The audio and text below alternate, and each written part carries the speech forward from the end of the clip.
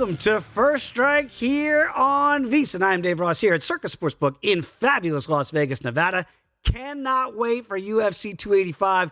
You put in all that work, you get to maybe arguably the biggest, most anticipated heavyweight championship we've seen in quite some time with the return of John Bones Jones against Ciryl Gane. Of course, Alexa Grasso is going to try to dethrone Valentina Shevchenko at 125 pounds. Lou Finocchiaro is standing by. Jordan Sherwood, Dan Vreeland, Reed Kuhn. My goodness, you cannot take a breath on this card, so we'll try to get through it as best we can. But let's get to the aforementioned Lou Finocchiaro. You can follow him on Twitter, as I do, at GamBlue. He is the host of the About Business podcast. Lou, I don't know if we're going to look back on this fight, this heavyweight championship here with John Jones against Ciryl Gane, and go, I remember when that fight happened. But really, with Francis Ngannou now out of the organization, this feels like one of those moments we're waiting to see what we think we're going to see with John Jones. What do you think we're going to see Saturday night here in Las Vegas? Well, Dave, as always, I'm tickled to be able to present my fight outlooks here with you on First Strike. Thank you. This is such an anticipated fight, the return of Jones.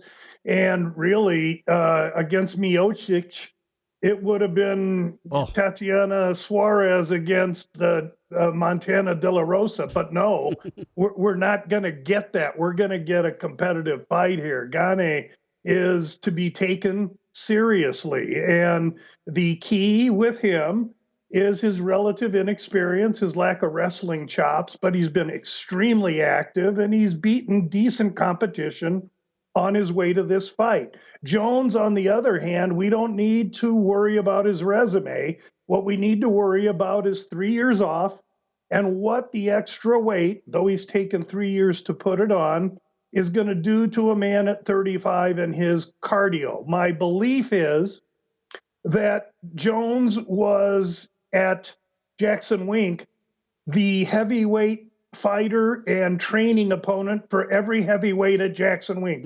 Arlovsky and everyone else. Jones has been fighting at heavyweight for a lot longer than we think. When he weighed 205, he'd fight at 230, 231, and I expect him to weigh in at 245, 250-ish. I think John Jones is going to exhibit dynamic wrestling. He's going to show his strength. He's going to immediately take Ciryl Gane down, make him expend energy. And I think whether it was Ngannou or whether it's Gane, please excuse the pronunciation mistakes. John Jones is too much. He's got too much size, length, still as a heavyweight. And I'm not worried about the time away. In fact, the time away, the fact that Jones worked on his trade and continued to be a little bit of a bad boy makes me really like the position on John Jones. The About Business podcast got him at open plus 115. Whoa. He's now minus 155. That's still what I consider to be a decent price point. I wouldn't wait much longer if you're a John Jones fan to invest in John Jones. I'm right there with you, Lou. If you like Johnny Bones in this return, I don't know that you're going to see 155. You got a plus price tag on arguably the greatest MMA practitioner we've ever seen inside of an octagon. What's so funny when you look at the graphic and it says NA for weight, not applicable. It's going to be applicable finally for Saturday night. You mentioned you think he'll be around 135, 140. If he weighs 250, which is where Ciryl Gane's going to come in right around that mark. That's what we're accustomed to seeing him. They're both 6'4", but yet Johnny Jones still has a 3.5-inch reach advantage. But you think Johnny might wrestle with Gane after we saw how Ciryl struggled against Francis Ngannou when they got down to the mat? I think there's no question that there's wrestling involved in the Jones camp, and I can tell you that Ferdinand on the Gane side believes that's what's coming as well. Those that think because they haven't seen Jones wrestle that he won't, I think that's just a reflection of who he was fighting before. I think he was a little arrogant, confident, not tested. I believe he's totally challenged here. I believe he's totally focused. And I think he's going to perform quite well. Well, you know, when you look at the total, 4.5 rounds here in this main event, and right now, minus $1.40, if you think it's going to go over that deep into that fifth and final championship round, the under plus money plus $1.10. Because of the unknown, is there a chance that somebody goes out quicker here in the Vegas night, or do you think we might be hitting the judges' scorecards, which is something we got accustomed to seeing with Johnny at light heavyweight?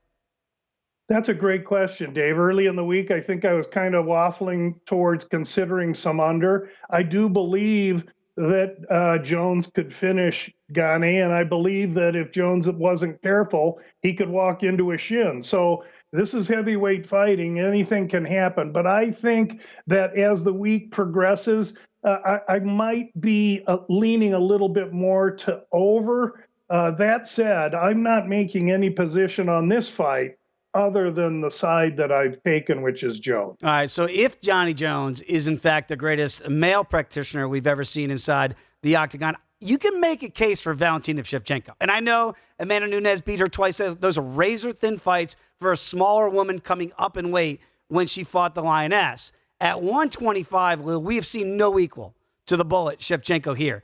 Over a $6 betting favorite against Mexican's own Alexa Grasso. Would love to be the second Mexican champion after Moreno if he could do it. But again, could be the first woman to win this crown as a Mexican-born fighter. What do you make of Grasso's chances, if any, at all?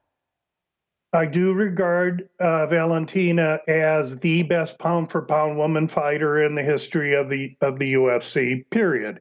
She's a 25er and went up to 35 to fight Nunes. Now, we could make Nunes come to 30 and fight her, and she'd kill Nunes. The problem is that's unfair. Nunes can't do it, so this will be speculation for the rest of time immemorial unless they fight again. As far as Grasso's concerned, I think Grasso's got every bit the stand-up that Shevchenko has. I think Grasso is as fast, maybe a little quicker in the pocket and with her hands than Valentina may be. The issue will be Valentina's grappling against Grasso. I want to give Grasso more chance than the market is giving her until this point in time. I'm having a hard time doing that. She's improved her grappling and her wrestling. But I think that maybe as much as we can expect here is for this fight to get into the third or fourth round. Yeah, that might be showing respect for the underdog here in Grasso at plus 460 right now. And you mentioned that when you look at the total here again, we've seen a lot of fights that Shevchenko, Jessica I finished her with a head kick. I was sitting right there in Chicago when that happened here. But again, over is juiced 4.5 plus $1.30 if you think potentially it gets to that final 2.5 minutes of the fifth and final round. Is that the respect side you might see for Grasso here for the betting public? Hard for me at this point in the week to give her that much respect. I really want to. I really want to like her, but I think there's some recency involved in her last win over Arahu, as well as Valentina's lackluster performance against Talia Santos. And I think that might be creating an opportunity where Shevchenko's priced at only 600 where we're seeing her. Yeah, minus $1.60 if you like the under 4.5 rounds right there in that co-main event in the two title bouts that we have. Shavkat Rakhmonov feels like a guy that's really on the rise quickly in the UFC. Going to take on arguably his toughest test here in Jeff Neal on the main card here. What do you make of Neal? A solid, almost $4 betting underdog against Rakhmonov, who we feel like we're starting to see better competition against him. You got to lay 5-1 if you like Rakhmonov in this one. Yeah, I'm worried about Neal's ability to grapple. But that said, here's a guy, and he's fought the likes of Luke and others. He's had good competition that is standing with an 88% takedown defense. So we're going to find out how much wrestling Neal has against Rakhmonov. I believe that Rakhmonov is the prototypical future of that division. He's quiet. He isn't very loud or voracious as far as his vocabulary is concerned, but man, does he is really diligent, focused, and has a really incredible fight game. I don't see anyone in the division that is going to be able to defeat him when they get put up next to him. Wow, that is quite the statement here for what we expect to see from Rakhmonov here going forward at the 170-pound limit. Okay, got about a minute and a half to go. This card is so deep. Whenever you get to a pay-per-view like this at UFC 285, on the Bout Business podcast or beyond, is there any fight here on Tuesday that you still think you have good value in before we get to Saturday? Well, the Ribas Arau fight The podcast is at +10 with Viviane. Mm-hmm. She's now +100, and that's still a great price on a fighter that is surely the taller, the longer, the heavier, the more forceful fighter. I think she keeps this on the feet, and Ribas is in big trouble. Ribas is bubbly, vivacious, best personality in the organization. I don't think she can compete with the power of Viviane, and for that reason, I think Viviane +100 is a great idea. When you look at the total in the fight, that over is juiced quite heavy, and so with that in mind, 2.5 over -270. So Viviane via decision, you'll get a good plus number on that. I think it goes to decision, and Viviane wins dominantly or could even stop her. Ribas has been a little bit chinny. Yeah, absolutely. So again, tell the people what they get each and every Friday when they tune in to the Bout Business podcast. This week, because I'm going to Vegas for concerts, the Bout Business podcast will drop on Thursday. Oh. They'll get 14 to 16 minutes of the final releases. Thus far to date, we have 3 futures. Jones +115, Arahu +110, and Simon in a second part of a 2-team parlay.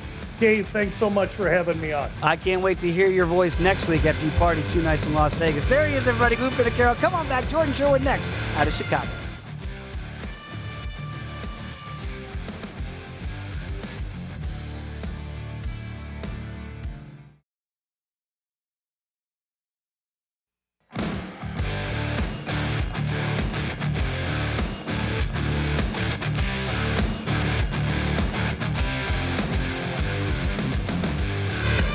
DraftKings Sportsbook is giving you plenty of ways to bet the UFC. Just download the DraftKings Sportsbook app. You're going to be able to bet on more than just the main event.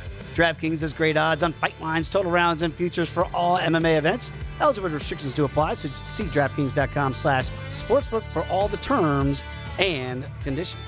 Back here in Las Vegas, I am Dave Ross here at Circus Sportsbook. Always a pleasure to go out to the Second City to catch up with Jordan Sherwood.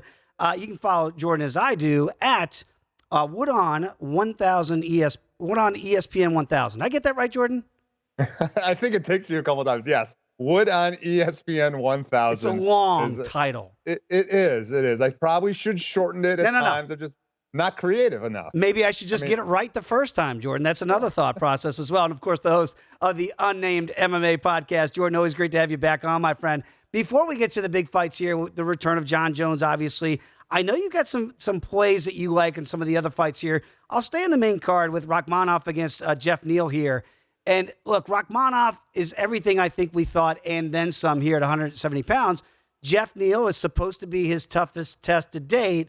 What do you like here? Is there a lean? Because I know you don't want to lay $5 here with Rakhmonov if you like the favorite. No, you're right. I think, Rakhmonov is certainly a future champion, or at least at some point it's going to be fighting for a championship. Equal opportunist. He likes to finish guys both on the feet and with submissions. And I think, look, this is a perfect next level matchup. Jeff Neal is no slouch. He looked great the last time that we saw him. I don't think a lot of people handicapped him to be as successful and knock out Vicente Luque. But I think when you go back to look at stylistically this matchup, Rakhmonov has faced dangerous strikers before. He's not, messed around at all, taking the fight to the ground. We've seen Jeff Neal struggle at times. I go back to the Neal Magny fight that Jeff Neal did not look great at all. So I think Rakhmonov is going to be Rakhmonov. Obviously, yes, going to get the win, but I think he's going to do it again in impressive fashion. I'm not going to handicap it's going to be a sub or a TKO. I'll just take inside the distance for Rakhmonov, and that means that I like the under at 2.5. I think it's safe to play it in that regard as well, because I do believe Rakhmonov is special. The nice combination of striking and grappling and finishing capabilities that we haven't seen in quite some time. Yeah, that's the problem here. Jeff Neal, we know what the pathway is, right? He's going to try to be that trip hammer, certainly with his hands. This fight goes down to the ground. Rakhmonov could get a finish there, and certainly he's certainly no slouch with the hands himself. So many outs there for Rakhmonov. It feels like one-way traffic for Neal to score the big upset. My unofficial handicap for Derek Brunson, Blonde Brunson, came to a halt against Jared Cannonier, right? Because you don't bet against Blonde Brunson. I don't know what the hairstyle is going to be for Derek in this fight, but he is a decided underdog. against Dricus Du Plessis here in this one. So what do you make of Du Plessis? Because he's now a 230 betting favorite, and Derek right now you can get almost 2-1 in the underdogs role. Yeah, well, look, I'll say it right off the bat. There's two underdogs that jumped off the page. I think the rest of the card is going to be chalky. Brunson and Julian Marquez earlier on in the fight card. But look, Derek Brunson was kind of winning that fight against Jared Cannonier until he got caught and knocked out. So you have to couple that. And I think, look, Du Plessis, he's also a big-time prospect. A lot of people high on him in the middleweight division.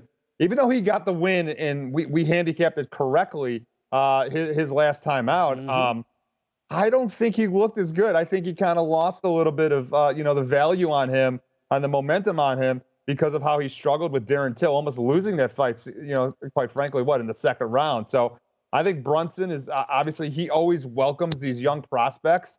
And I think Brunson hits hard, so he can match power with Du Plessis. And I think the takedown, Brunson going back to what he knows best, what got him to the UFC, that's being, reverting to wrestling, I think is going to be a factor. So I'll probably, it's not one of my strongest recommendations, strongest plays, but Brunson is going to be all that Du Plessis can handle. And quick turnaround, too. Du Plessis just fought that Darren Till fight. Brunson had an injury, had to pull out of a fight most recently. So I like blonde Brunson here, green Brunson, red Brunson, whatever his color is going to be. I think just stylistically, it's a tough matchup for Du Plessis to get a hold of. Yeah, and I wonder if he can do that, like you mentioned, with the wrestling and start to get into the cardio of Du Plessis a little bit. And we've seen that before, right? So maybe Derek can take him to the deep rounds here in that third round, maybe an overplay as well, if you like Brunson to possibly grind out this victory here as almost a $2 betting underdog. All right, I want to go down a little bit on the card here to Bo Nickal, because right now, talk about steam.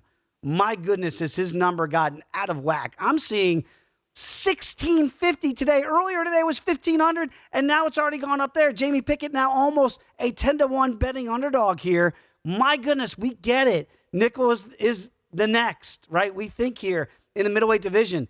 Where does this price tag get to a point where you say, I cannot back Bo Nickal at this price?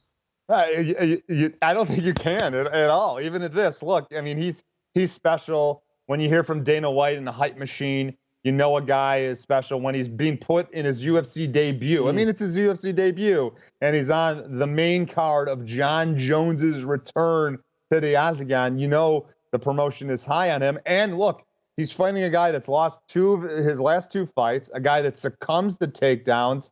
It's a no-brainer. It's a squash among squash. So, like, I think I texted you and I texted Britton, like, you got to get really, really creative. So, like, Bo Nickal round one via submission. Like, if you can find that, maybe that's like even money or a little bit plus money. But like, Bo Nickal should steamroll this fight. It's his expectation to do that. This is a fight to get him notoriety and the UFC to make a star out of him. We know what's going to happen. Bo Nickal's going to win this fight, and I think he's going to win it convincingly. I feel bad for Jamie Pickett, but sometimes it's your opportunity. If you're Jamie Pickett here, nobody's giving you a chance, but we're not here so far on the First Strike crew as well. Okay, when you look at, say, Brandon Moreno, the first ever Mexican-born fighter to win a UFC championship, right? Alexa Grasso could be the first female to do that. If she could pull a sizable upset against Valentina Shevchenko, I regard the Bullet as arguably the best. Again, I know she lost twice to Amanda Nunes. Is there any shot in your eyes that Grasso is a live dog in this one? And if so, what's the right play here for this side or total? Yeah, no, bad timing. I really bad timing. I think Valentina Shevchenko was maybe getting a little bit lackadaisical in her approach to championship bouts, and it's no slight to Talia Santos, but Talia Santos wasn't expected to do it, took her into deep waters. I like the fact that Shevchenko took some time off, kind of reset. Alexa Grasso, look, very good boxer. She's got some decent takedowns. We saw her submit Joanne Wood. That kind of came out of nowhere. It was like 7-1, 8-1 dog to do that particular prop. I think we get back to the Valentina Shevchenko of old. We're going to get a sound finish. I think for sure the under's in play. I don't think Grasso's boxing is a threat to Shevchenko's striking. And I do believe Valentina Shevchenko is a heavy favorite against Alexa Grasso on the ground. So I don't think the Brandon Moreno karma is going to rub off on Alexa Grasso. I think Shevchenko knows that there's some big money opportunity fights for her lane, possibly with a trilogy fight with Amanda Nunes. The way you do that is you go out and you finish and you finish someone decisively like Alexa Grasso. So I like Shevchenko inside the distance. I like the under. And obviously, I'll probably stuff her into a parlay as well because I expect her to get her hand raised. Yeah, there's a lot of things to like about Alexa Grasso, but I very interesting what you said about the timing. And again, if Shevchenko is going to go up one more time against Amanda Nunes at 135, if this is what it takes to get there, sign me up for that because those first two fights were all Amanda Nunes could handle and then some. But it sounds like you might like Grasso a little bit. Am I picking up what you put it down? Is there a little bit of that? Yes, but I'm with you because Valentina knows that she did not look like the bullet in some of her last outings. She's going to want to put on a show. This could be bad timing for Alexa Grasso. I'm right there with you. Very quickly, in the couple minutes we have left, I'd be remiss if I didn't ask you about the main event. With Jon Jones coming back, I know it's been forever and a day. And then Jordan, I look up, he's just 35. It's like me. How am I still 35? I'm not. But how is Jon Jones still 35 years young? And we keep seeing these massive layoffs. The youngest light heavyweight champion of all time. Is he going to add double champ to his resume? Look, I can't believe it. I just looked back at like his record and the opponents that he did and the way that he finished him. We're never going to see anything, I don't believe, for quite some time, if ever. I was thinking about it early. I grabbed Jon Jones early when he was plus money. I thought there was value there, him as the underdog. Now he's a heavy favorite, a sizable favorite against Ciryl Gane. Ciryl Gane is a bad matchup for Jon Jones. So I've reverted back to thinking this is a lot closer than a lot of people think. Ciryl Gane's got the movement. He's got the variety of striking and grappling that Jon Jones not going to have a speed advantage as he would against maybe a lumbering heavyweight. So, look, I think Jon Jones should probably get his hand raised. He'll do enough, but there might be too much risk there. Time off.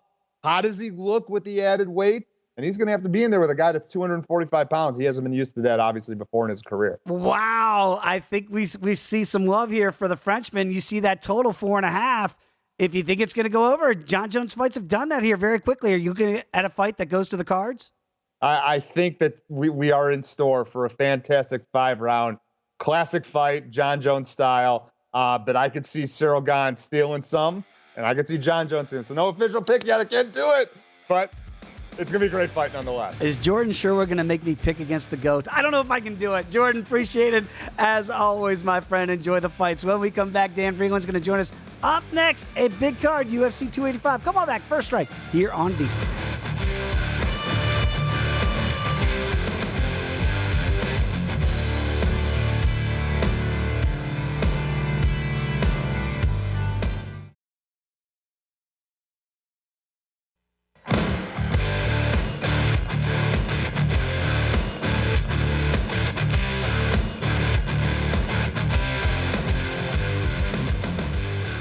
VSiN continues to expand its catalog of popular sports betting podcasts to cover every corner of the sports betting menu. So no matter what sport you like to bet or how experienced you might be, you're going to find a podcast that's there for you. The VSiN College Basketball Betting Podcast has some of the best college hoops analysis around, breaking down the betting odds, lines, and totals. Tim Murray is going to host 3 episodes every week with contributions from alternating co-hosts like Matt Humans and Adam Burke.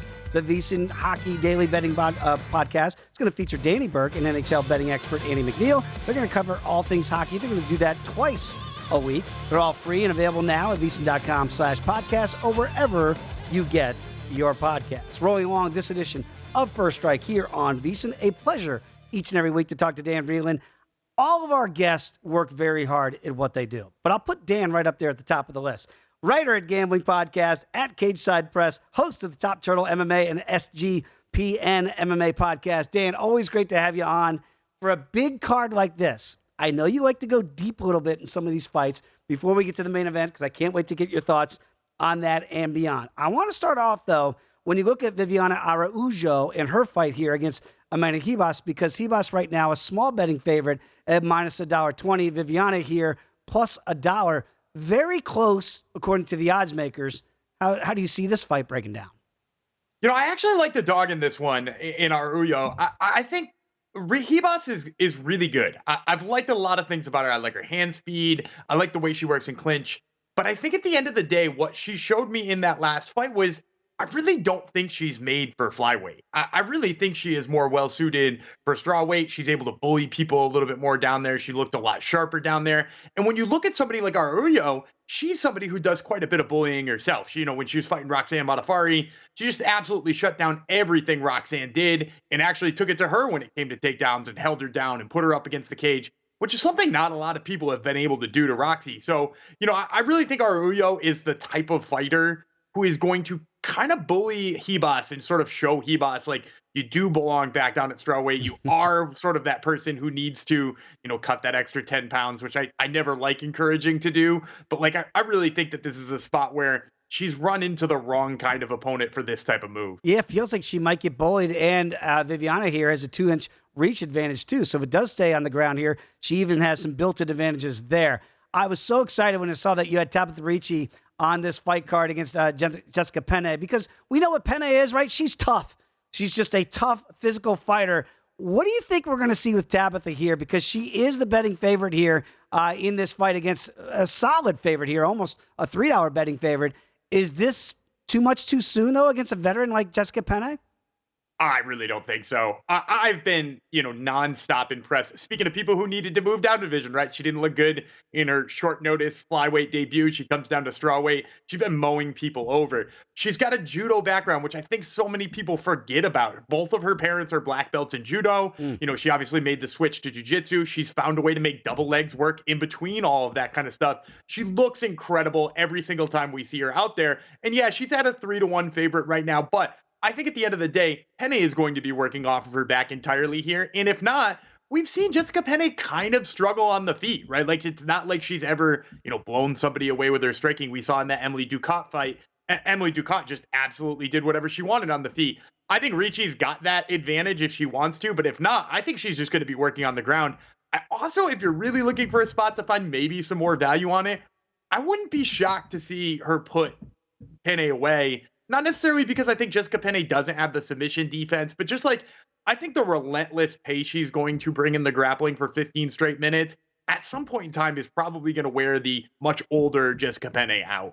Yeah, sometimes Father Time is undefeated. We'll find out for Ricci here in that fight against Penne, because Penne is not getting any younger on the counter, that's for sure. Cameron Simon here, minus $3, $305 I'm seeing here against Mana Martinez. What do you make of Martinez? 255 on the other side here. Any live dog scenario here? Yes, I absolutely love Mana Martinez in this spot. I think he is being slept on, is a huge underdog, because people love the 22-year-old Simon, right? Like, it's a great story. It's a guy from South Africa, another guy, coming to us from that continent and putting on a show at a really young age. And he's got crazy knockout power. But the things we've seen from him that are issues are two things. Number one, sometimes his defensive striking doesn't look polished. And number two, he does seem to have a wrestling deficiency. We saw it a little bit on the Contender Series. It reared its ugly head, but he was good enough to sort of make his way through it. I don't know that he's going to be able to do that against Mana Martinez, a guy who is tested in all of those realms. He's got good wrestling. He showed in his last fight he can.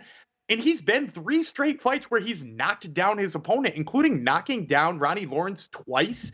Like, this is a guy with some serious power in his hands. And while he doesn't have a finish in the UFC, if you go back to his time when he was fighting on the regional scene for things like Fury FC, most of his wins are first-round knockouts. So if Cameron Simon's defense slips just a little bit, I think he could get caught by Mana Martinez. And the thing is at that price, why not give it a play? Yeah, plus 255. I'm right there with you on Mana Martinez. Feels like that's too big of an underdog price for my liking, certainly.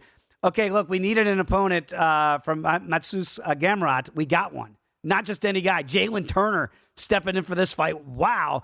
I love Gamrot. We know what he likes to do. We know the wrestling background that we have there. Jalen Turner, what do you make this on a semi-short notice fight to step in here? Because he feels like a guy that's just ready to bang anytime he's out there. Right now, Jalen, almost a 2-1 betting underdog. Yeah, I think it actually makes sense for where he's at. I think, look, I really like Jalen Turner. I think he looked incredible in that Brad Riddell fight. I actually had him winning by submission there. It was like 7-1 or something like that. So, like, he'll always have a special place in my heart for that one. But at the end of the day, he's not a submission specialist. He's not a grappling specialist. And in fact, if you go back to some of his fights when he was a little bit earlier in his UFC career, he actually showed he has some issues with the wrestling.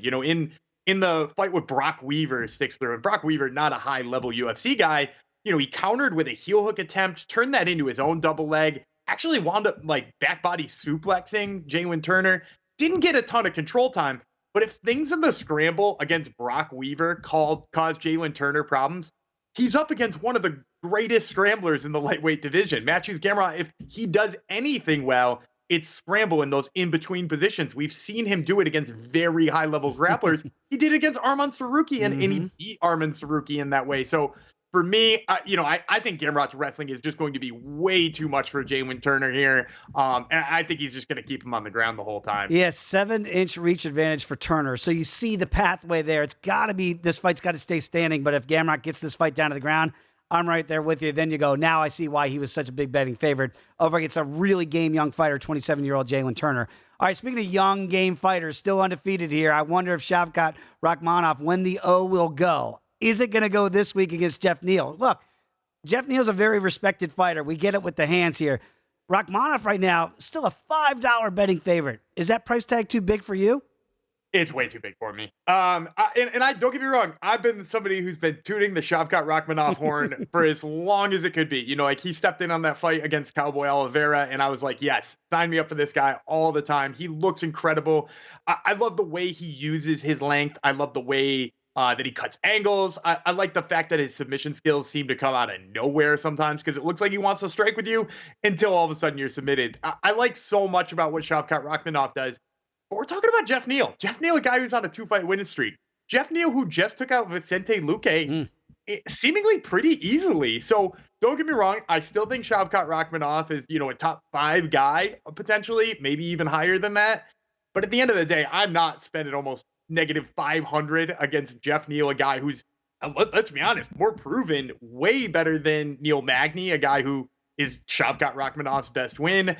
So this fight leaves me sort of in a place where I'm out here looking for a way to find, some value in it. But with as durable as Jeff Neal is, I think maybe just playing the over is the best bet, the best way to find value on this one. Yeah, minus 115 here for over a round and a half. That shows a lot of respect from you for Jeff Neal, so I understand where your head's at there. About 90 seconds ago, you got the return of the GOAT and John Jones. First time ever at heavyweight against Ciryl Gane. Somehow got out-wrestled by Francis Ngannou. Ngannou's gone. Heavyweight championship on the line. Should we back the Frenchman in this one? I'm backing the Frenchman on this one. I know the narrative is John Jones is a wrestler, and Ciryl Gane had problems with the wrestling, right? But at the end of the day, John Jones's wrestling has not been what people are making it out to be. He went 2-9 in takedowns against Dominic Reyes all those years back. He's got a massive layoff and a discrepancy in size. I have to imagine he's going to come in here, if not as the smaller guy, as a guy who's never had to face somebody who is shaped like he is. You know what I mean? He's used to people who are, shaped like light heavyweights, not shaped like heavyweights. So I hear that he could potentially wrestle. It wouldn't shock me if he does wind up using wrestling here.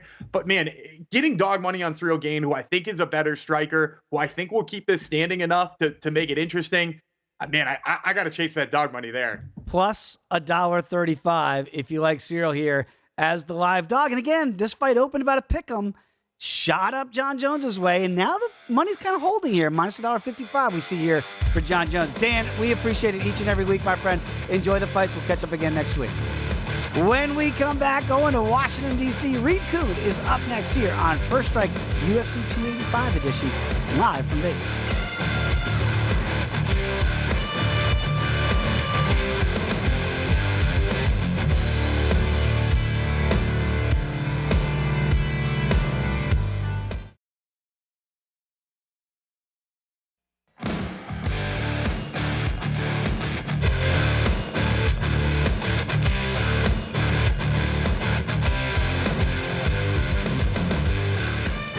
Rolling on this edition of First Strike here from Vegas. Always a pleasure to go back to D.C. to catch up with Reed Kuhn. He is the author of the book Fightnomics. You can follow him on Twitter, as I do, at Fightnomics. Reed Kuhn, always great to have you in. Look, every card I get excited about. I know we all love it as a fan. You get a card like this, right, UFC 285, and then you get to put your data to work here. I'm always inquisitive with you when you got a guy moving out of weight, and it's John Jones. It's not just some guy. So I know you got all that data at light heavyweight. How do you put that in and compute it against Ciryl Gane here in his first heavyweight matchup? And it just so happens to be for the heavyweight championship of the world. Yeah, it's a huge issue in this case. I've told you before how where I'm matching up two guys and the weight switch is actually favorable to your pick. You can lean back and just say, hey, I'll go with it because, maybe he earned this metric against bigger opponents, tougher talent.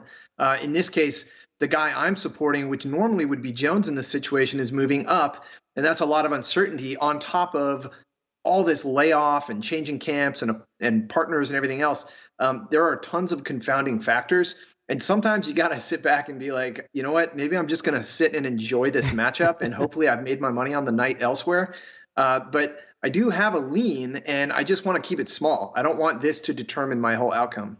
So the lean there, would it be to Johnny, even though, again, it's minus $1.55? This fight opened about a pick 'em, right? You could have got some plus money on Jon Jones way back. Those numbers obviously long gone. Is there still any value to be extracted from Jon? I like wrestlers. And when I just look at the metrics alone, agnostic of all the other issues outside of the cage, Jon Jones is still a dominant grappler. He has submissions. He has the ability to hold people down. He has the ability to get big people down. He has these crazy tosses he does from the clinch. So not only can he frustrate people at a distance with his range, with his evasiveness, with his ability to fight moving backwards, then he gets it to the ground and it's a different ballgame. You're dealing with this weird animal with crazy long limbs. And so Gane, we saw him get handled by Francis Ngannou. I think I was actually with you back in Vegas for that fight. It was a surprising outcome. We didn't expect to see that go to the mat so often. And that's a dead giveaway. That is Jon Jones's path to victory right here. I don't think he wants to test his chin against such a powerful and accurate striker because Gane's metrics do really look good on paper in striking. It's just that we got to bank on the fact that Jones knows how to stay out of danger, and eventually he gets this where he needs it, which is on the mat. Yeah, I mean, you want to go way back, obviously, the light heavyweight days when he was out wrestling Daniel Cormier. That said something to me. So you're right. I mean, he's fought guys that have fought at heavyweight, like Cormier, the former heavyweight champion of the world. So it's going to be very interesting to see the body type of Jon Jones come Saturday. When you look at the bullet, Shevchenko, Valentina, you can make an argument, is the greatest female practitioner we've ever seen in MMA. And I know all the Amanda Nunes stands are going to get at me for that. But those fights were really close. At 125, there's been no equal to her there. So now here comes Alexa Grasso. What's the pathway? What does the data show you? Is there anything that Grasso can do now at almost a $5 betting underdog to say that there's some value in that price? Maybe not in the money line. And we say that Shevchenko has looked untouchable at flyweight, and that's true. Now, she did get by in a squeaker. She won that fight, but one of her last appearances, she suddenly looked mortal. So that does tell us that, this isn't, Amanda Nunes had to have a really off night, unfocused to lose. Shevchenko, I think, is a little bit more mortal and more vulnerable, but I think you have to have a ground game to do that. You have to have size, strength, and Grasso is good on paper, but it's because of her striking. And if you look way back at her losses, it came against people who were competent grapplers. And so that's what I think is Shevchenko's best path to victory here. I don't know if she just wants to box with Grasso. That's probably not going to be a convincing round, and she could easily lose close rounds. We've seen that before. When two people are just striking back and forth, it's really hard to tell who wins. But when someone's on the ground and they're on top, they win that round. And that's probably the smarter play for Shevchenko. I personally think the price is a little out of whack. I wouldn't want to pay for Shevchenko straight up. It's a steep price. You don't know about injuries. You don't know, what fluky thing could happen on the feet. But Grasso, I do think, will put up a good fight. And that's why, like a recent event, I think the value here is on the over. I think the value here is just assuming that Grasso is going to extend this and put up a tougher fight than most people think. And that's a lot more affordable than paying for Shevchenko straight up. Yeah, I like where your head's at there. Plus $1.30 here over 4.5 rounds. Because, again, that's how I like to show respect for big-time underdogs like Grasso is here. So, again, I think she's live. Maybe not a nibble, as you mentioned, on the money line here straight up. But maybe you could push this one to the judges' scorecards, plus $1.40 without picking a winner if this one goes all five. When you look at Marc-Andre Barriault against Julian Marquez here, pretty evenly lined here. Marquez right now, plus $1.30. What do you make of this fight? What's the data showing you here, Reed? Yeah, this is a fight that will probably go under the radar for a lot of people. It's middleweights. You got plenty of talent on the main card. But when you just look at metrics and you're trying to find some value, sometimes it pops out and it's a fight you wouldn't normally have paid attention to. And that's where I have here. So I had to really dig deep to understand why were the numbers leaning the way they are, because they are closely matched. It's a close line. When you look at them on paper, they're fairly close, but there's some subtle differences in how they are doing their striking. And that leads me to the slight favorite, Beralt, where he is a little bit more successful with his striking in terms of differential. So defense, you've heard me say, is extremely important in striking matchups, almost as more so than offense. Offensively, they are well paired. Defensively, there is a big gap on the Marquez side. He eats way more punches. He's been damaged. He's been knocked down. And that's a red flag. And so in a fight that I think is probably going to stay most of the time on the feet, these guys are duking it back and forth, and they're middleweights. They're going to damage each other's faces. I like Beralt here to score the better rounds and maybe even threaten a late finish. You mentioned how good some of these prelim fights are here. When you see Cody Garbrandt there, almost a $2 betting favorite, minus $1.75 against Trevin Jones. Cody is not known, no love, for his defense. I think he has no love for defense. What do you make of this potential 3-round banger in the bantamweight division? Yeah, this is interesting because Cody coming up through the ranks, he put on a really impressive win streak and then just kind of derailed since then. And so we've seen him fall off. So first of all, fun fact, looking at the numbers, 17 knockdowns have been scored in his 12 fights. That's 10 that he scored, but also 7 that he received. So he had this crazy streak of knocking people out, and then he went on his own streak of being knocked out. And that's not a curve you normally come out of, because that stuff is cumulative. You can knock people down all day, but once you start receiving it, it piles up. And so that's why I think there's a red flag here. You mentioned the lack of defense. He likes to get into a brawl. This is a fight where it's going to almost look like these guys are in different weight classes. There is a huge size differential between him and Trevin Jones. And Trevin Jones is also a pretty good striker. He's been knocking people down. Now, he has also been damaged. But that defensive liability with Garbrandt is enough to make this closer than I think the odds are. And so that's why I'm going to take the value play of plus money on Trevin Jones. It's a small play. I don't think this goes the distance. I think someone gets knocked out, but it is closer to 50-50 than I think the odds are. Yeah, plus $1.50 right now for Jones, and I'm certainly thinking along similar lines there. I think there's good value in that number. Tabitha Ricci is fascinating to see her come into the UFC here against a veteran like Jessica Penne, so we know what kind of Penne feels like at this stage. What do you make of Ricci now? I see it's ballooning up minus $3 she is right now as a betting favorite. What do you make against the veteran, against a relative newcomer here, but a lot of hype behind Tabitha Ricci? Yeah, finding an opponent for Penne at age 40, she has traditionally been a grappler. She has not done well with her stand-up. She's been picked apart on the feet before, and when she excels, it's because she has a grappling advantage. Now, I do say that age does carry some advantage there. Experience is important when it comes to grappling. Ricci, though, wow, I mean, her stats are simply better, and massive youth differential. We got a 12-year age difference. I don't think I've seen that lately in the UFC. 10 years, maybe there's a few situations, but 12 years is a lot. So we have a much fresher, younger opponent coming in. I think the grappling she's going to bring into the cage is going to be fairly aggressive. And so that's why I lean her way as a favorite.